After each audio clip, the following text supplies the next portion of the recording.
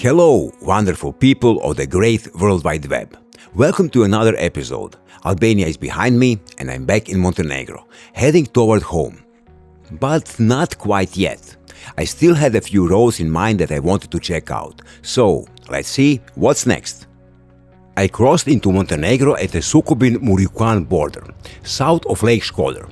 Instead of taking the usual road toward Ulcin and the coast, I turned right just a few hundred meters after the border, straight into the mountains, onto this tiny P16 road above the lake. And yeah, I knew almost immediately that was a good call. The views start hitting me right away.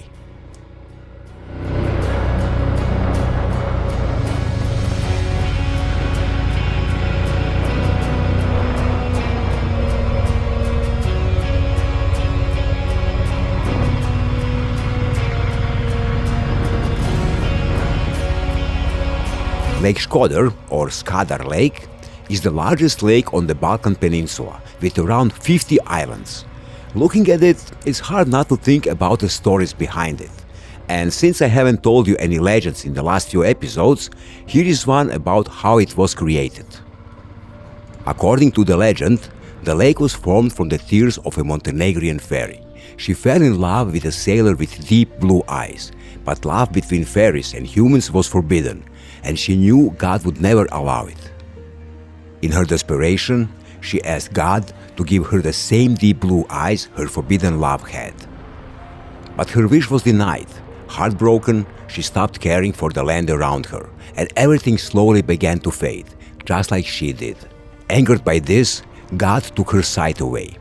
Blind and alone, she began to cry, and she cried for years. Her tears slowly filled the land until they formed this vast blue lake. When God saw what had been created, he was moved by its beauty. He gave her sight back, turned her eyes blue, and touched by her love, decided never again to forbid love between beings. The fairy, seeing what she had created, asked to remain in the lake forever, leaving humans to live in peace. So they say, every time you look into the lake, you're looking into her blue eyes, still watching, with love and compassion.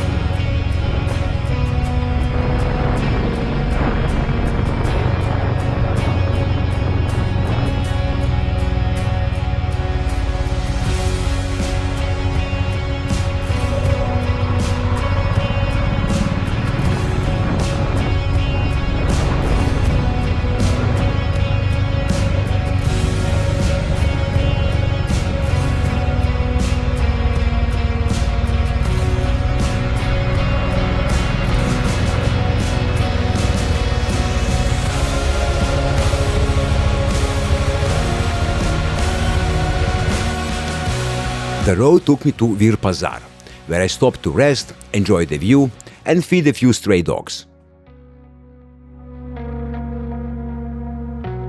A few kilometers further into the mountains, I reached a small campsite I had booked earlier, run by a great family, and stayed there for the night.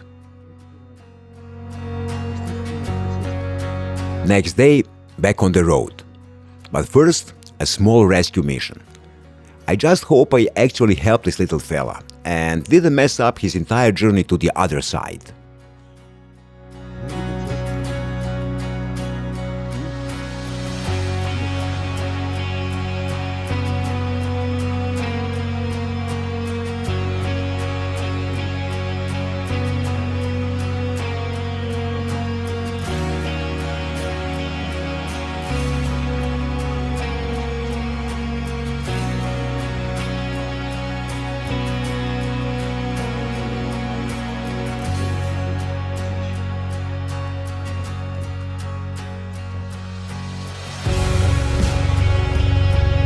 I tried to find a shortcut through the mountains. Didn't work out, so I had to backtrack. No regrets though. The road and the views were totally worth it.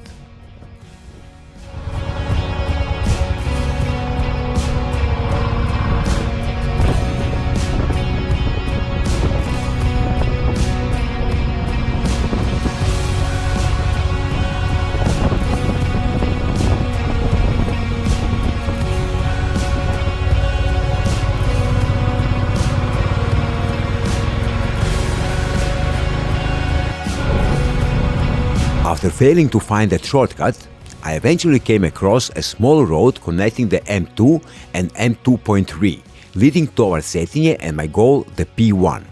This time it actually worked out. No need to drop down to the coast, no traffic jams, and about 50-60 kilometers saved.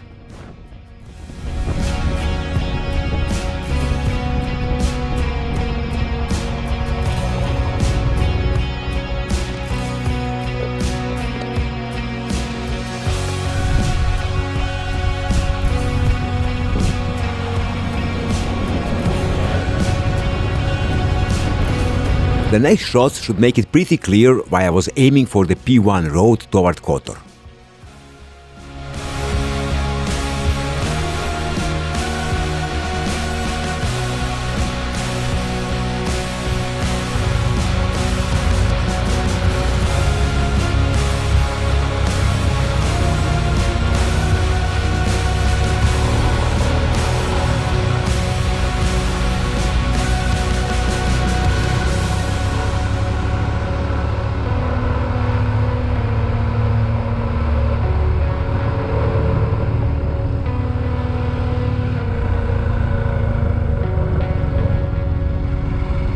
Some roads you take to get somewhere, and some you take just to experience them. This one was definitely the second kind.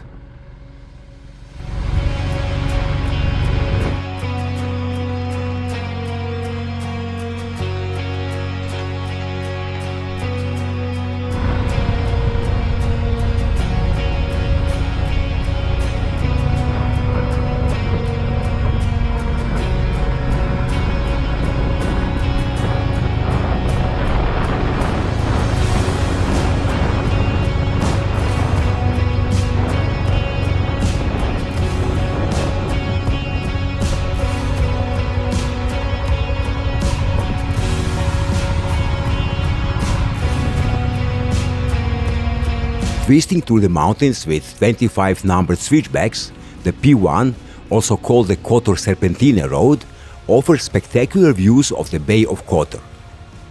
Constructed in 1880s by the Austro-Hungarian Empire, it was designed as a wagon route linking the coast to Cetinje, the old rural capital, a serious piece of engineering for its time.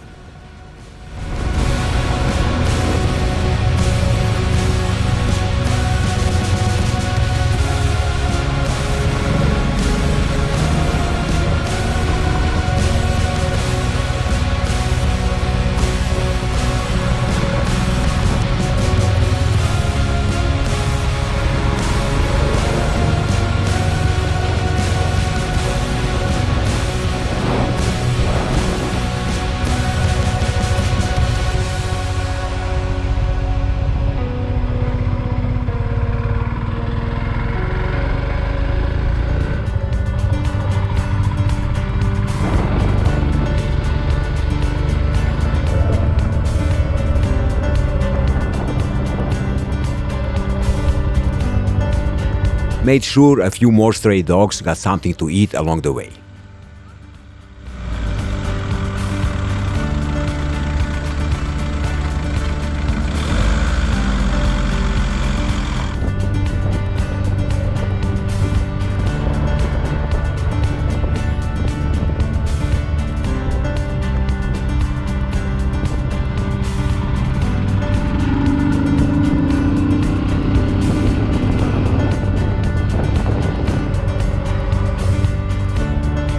I made it to Kotor, but didn't hang around, just passed through. Way too crowded for me.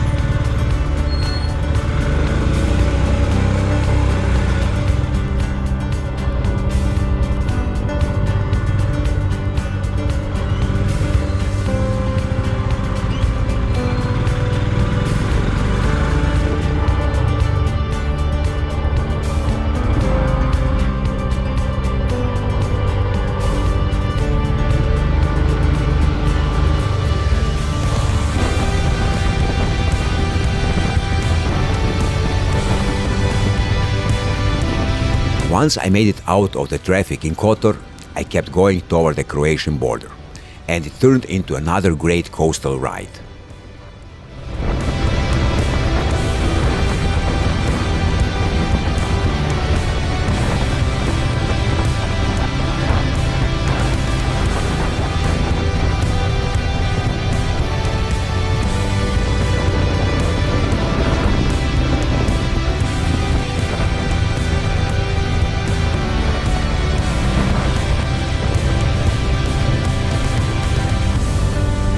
And just like that, Montenegro comes to an end. Not the fastest way home, but definitely the right one. Thanks for watching till the end. I hope you enjoyed it. If you did, leave a like. And I'll see you in the next one, riding through Croatia, the final stretch home, where I pushed it a bit and set a new personal record. Ride safe and keep exploring.